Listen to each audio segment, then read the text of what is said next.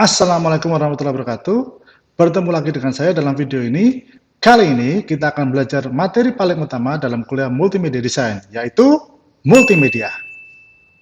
Sesuai dengan namanya, Multimedia Design, tentunya penting untuk kita mengenal terlebih dahulu apa itu multimedia dan apa itu desain. Dalam kuliah ini, proses desain lebih banyak akan disampaikan melalui proyek. Sedangkan dalam video ini, kita fokus pada multimedia itu sendiri. Apa itu multimedia? Ada yang tahu kira-kira apa artinya? Apa, Mas? Banyak media? Dari mana? Oh, multimedia.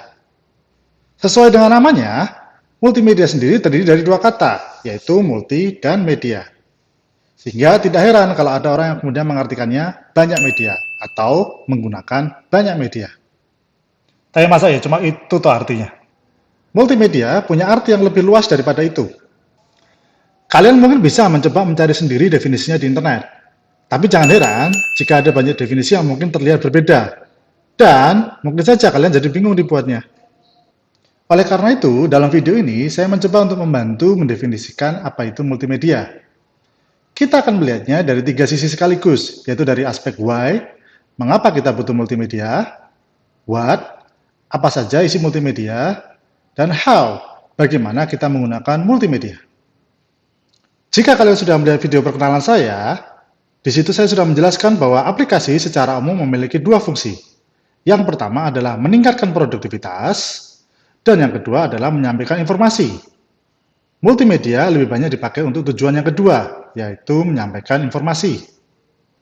Dari situ kita bisa mengatakan bahwa definisi multimedia pasti mengandung fungsinya, yaitu penyampaian informasi. Kemudian, apa saja sih media-media yang termasuk di dalam multimedia tersebut? Dari banyak buku dan artikel yang saya baca, secara umum ada 6 media yang disepakati sebagai bagian dari multimedia, yaitu teks, gambar, suara, animasi, video, dan interaktivitas. Kombinasi dari 6 media inilah yang kemudian digunakan untuk menyampaikan informasi. Kemudian, bagaimana media-media tersebut digunakan? Tentunya, walau kita memiliki banyak media untuk digunakan, bukan berarti kita boleh menggunakannya secara asal-asalan. Saya sudah pernah memberikan contohnya di video perkenalan. Tapi, bagi kalian yang belum menonton video tersebut, saya bisa memberikan contoh lainnya. Saya yakin di antara kalian mungkin ada yang penggemar berat drama Korea. Ada juga mungkin yang penggemar berat anime Jepang. Saya termasuk penggemar berat drama Jepang. Setiap kali saya menonton drama Jepang yang sedih-sedih, saya rasanya ingin menangis. Soalnya saya nggak ngerti mereka ngomong apaan. Dalam hal ini, saya yakin pasti kalian suka mencari subtitle. Tentu kalian sadar bahwa subtitle itu adalah sebuah teks, salah satu media. Dan di sisi lain, film juga adalah sebuah video, salah satu media yang lain.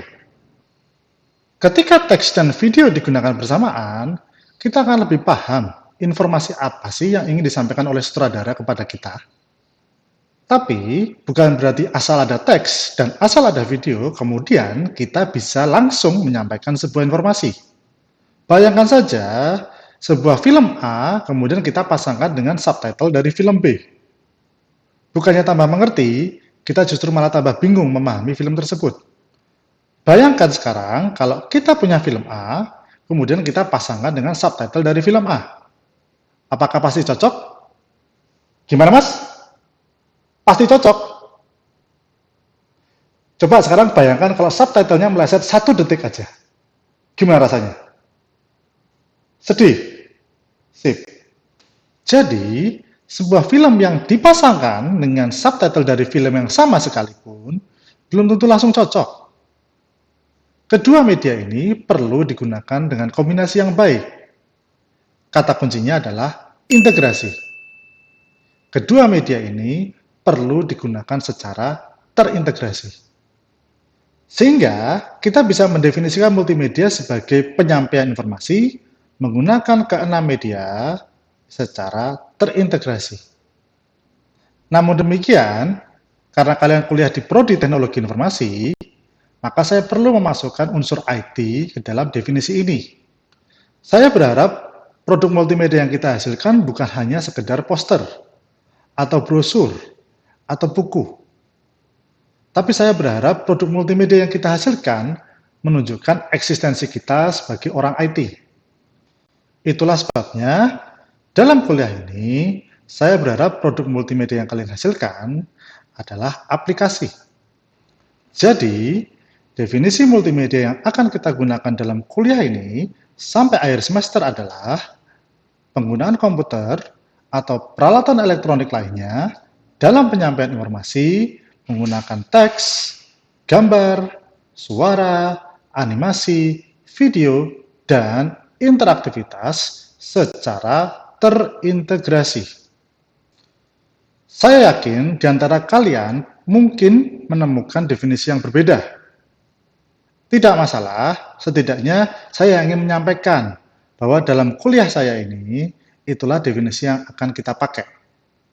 Nantinya setelah kuliah ini selesai, kalian bisa saja menggunakan definisi yang lain yang kalian temukan tadi. Berikutnya, kita akan membahas tujuan dari penggunaan multimedia dalam aplikasi itu sendiri.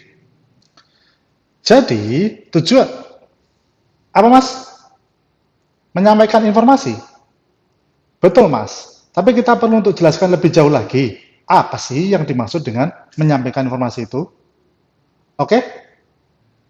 Jadi benar bahwa tujuan dari multimedia adalah penyampaian informasi. Tapi ada dua hal yang perlu kalian ketahui lebih jauh mengenai apa yang dimaksud dengan penyampaian informasi. Yang pertama, kalian perlu sadar bahwa multimedia adalah sebuah tool atau alat bantu. Dia bukanlah informasi tersebut. Dia hanyalah suatu media, suatu alat, suatu tool yang membantu untuk menyampaikan informasi.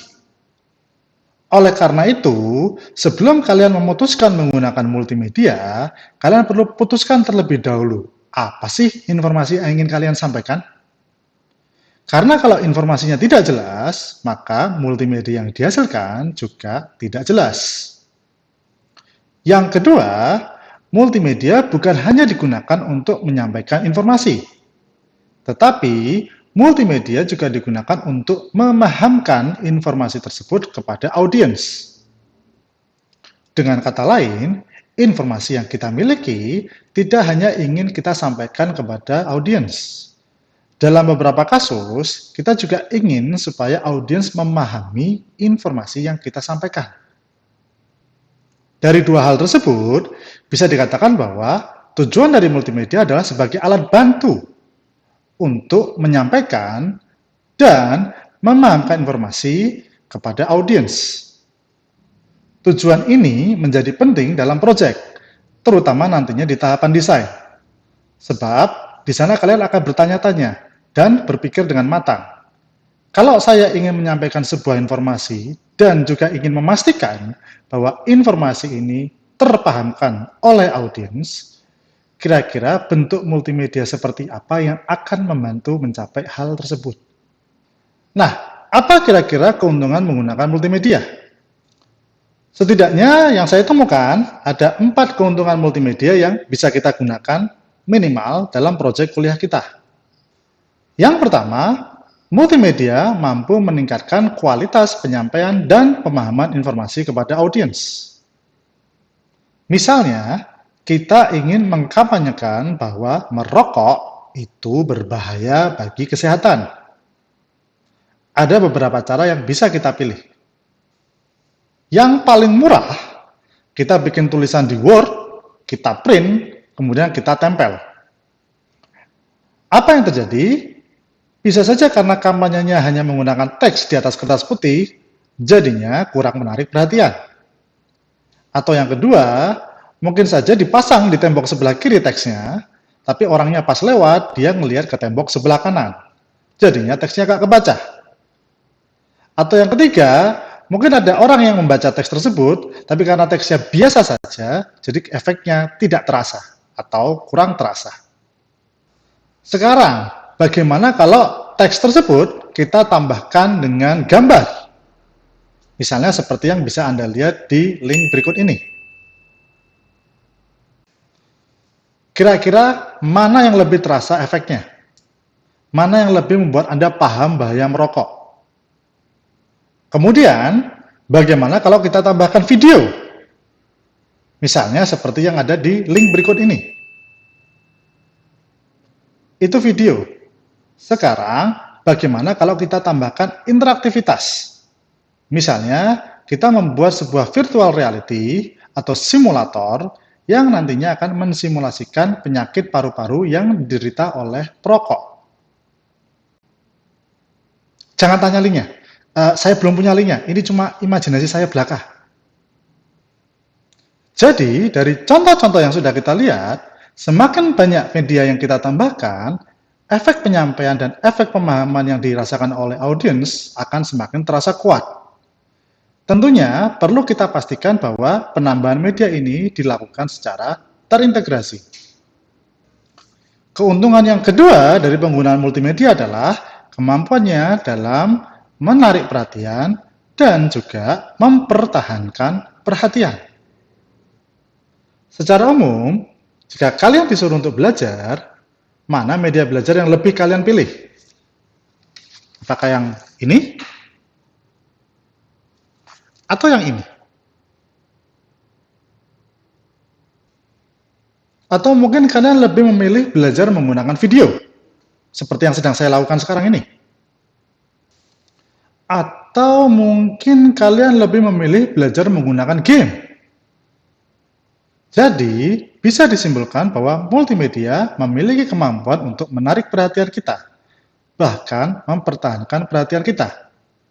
Sehingga harapannya, penggunaan multimedia membuat kita lebih sadar akan suatu informasi, membuat kita lebih bertahan lama untuk menerima informasi tersebut, dan membuat kita tidak mudah bosan. Keuntungan yang ketiga dari penggunaan multimedia adalah multimedia membuat kita lebih mudah menggunakan suatu produk atau membuat kita lebih mudah berinteraksi dengan suatu produk. Contohnya apa? Apa mas? Video tutorial? Kenapa? Mengajarkan kita cara pakai alat? Betul mas, tapi terlalu dangkal. Contoh lainnya misalnya pada penggunaan sebuah peta. Secara umum, peta menggunakan dua media, yaitu teks dan gambar. Tapi, bayangkan bagaimana jika peta tersebut kita tambahkan dengan suara, kita tambahkan dengan animasi, dan kita tambahkan dengan interaktivitas. Pastinya akan lebih mudah untuk menggunakan peta tersebut. Contoh lainnya misalnya pada penggunaan aplikasi email. Untuk memeriksa email baru, secara umum, kita harus membuka aplikasinya terlebih dahulu. Tapi coba bayangkan jika kita tambahkan media seperti animasi dan suara. Tentunya akan lebih mudah bagi kita untuk mengetahui jika ada email baru yang masuk. Jadi, bisa kita lihat beberapa contoh bagaimana multimedia membantu untuk mempermudah menggunakan suatu produk atau membantu mempermudah berinteraksi dengan suatu produk. Keuntungan yang keempat berkaitan dengan fungsi multimedia dalam edukasi, di mana multimedia mampu membuat proses edukasi menjadi lebih menyenangkan. Kita bisa melihat bagaimana proses edukasi tradisional utamanya lebih menggunakan guru di depan dan mengajar. Tapi dengan adanya PowerPoint, dengan menggunakan video, bahkan dengan menggunakan game, sebuah proses edukasi bisa menjadi lebih menyenangkan. Walaupun multimedia menawarkan banyak keuntungan, tapi kita tidak boleh lalai, karena multimedia juga memiliki beberapa faktor risiko. Yang pertama, jelas, multimedia mengeluarkan biaya yang tidak sedikit. Dari mana saja biaya tersebut? Yang paling gampang, satu, dari softwarenya. Sebagian besar software multimedia yang bagus sifatnya berbayar. Yang kedua, dari operatornya. Tentu saja jika Anda ingin menjadi operator yang handal, Anda perlu mengeluarkan banyak biaya untuk belajar. Itu pun kalau Anda sudah belajar dan Anda menjadi ahli, Anda pasti minta bayaran yang tinggi. Yang kedua, pembuatan multimedia dapat memakan waktu yang lama. Sebagai contoh, Anda bisa coba bayangkan, berapa kali saya take hanya untuk satu scene ini saja. Berapa jam saya habiskan untuk membuat video yang nantinya cuma sekian menit. Berapa jam yang instruktur dan asisten saya habiskan untuk mengedit video ini nantinya. Yang ketiga, terkadang pembuatan multimedia memaksa kita untuk menggunakan hardware khusus. Misalnya, kalau kita ingin mengambil suara yang baik, kita butuh mic yang bagus. Atau jika kita ingin membuat video yang bagus, kita harus menggunakan kamera video yang bagus juga. Bahkan untuk membuat animasi yang sifatnya natural, terkadang kita harus menggunakan teknologi seperti motion capture. Yang terakhir, terkadang multimedia yang kita hasilkan tidak kompatibel dengan produk yang lain. Sebagai contoh, misalnya Anda membuat sebuah gambar vektor yang bagus sekali menggunakan CorelDRAW. Terkadang kita terpaksa mengubah gambar vektor tersebut menjadi gambar JPEG. Kenapa? Karena ada aplikasi-aplikasi tertentu yang tidak bisa membuka gambar vektor. Tapi, saya tidak punya maksud untuk menakut-nakuti kalian. Yang saya inginkan adalah memberitahu bahwa setiap keuntungan yang ditawarkan oleh multimedia, kalian harus selalu siap dengan risiko yang ditawarkan juga oleh multimedia. Nah, terakhir, apa saja sih produk multimedia yang bisa kita hasilkan? Misalnya PowerPoint yang bisa kita pakai untuk membantu presentasi, atau misalnya film untuk membantu kita menyampaikan suatu pesan kepada penonton, atau mungkin juga portal berita di mana kita selalu bisa memberitakan informasi-informasi terbaru, atau bisa saja sebuah kios yang nanti membantu pengunjung minimarket untuk misalnya membeli produk atau membeli tiket kereta, atau mungkin sebuah game yang nantinya akan membuat orang lebih fun, atau mungkin sebuah virtual reality yang tentu penggunanya macam-macam. Dan masih banyak lagi produk-produk multimedia yang bisa kalian hasilkan. Nah, itu saja yang bisa saya sampaikan dalam video kali ini. Semoga membantu kalian dalam memahami apa sih multimedia itu. Terima kasih. Assalamualaikum warahmatullahi wabarakatuh. Makasih Mas ya.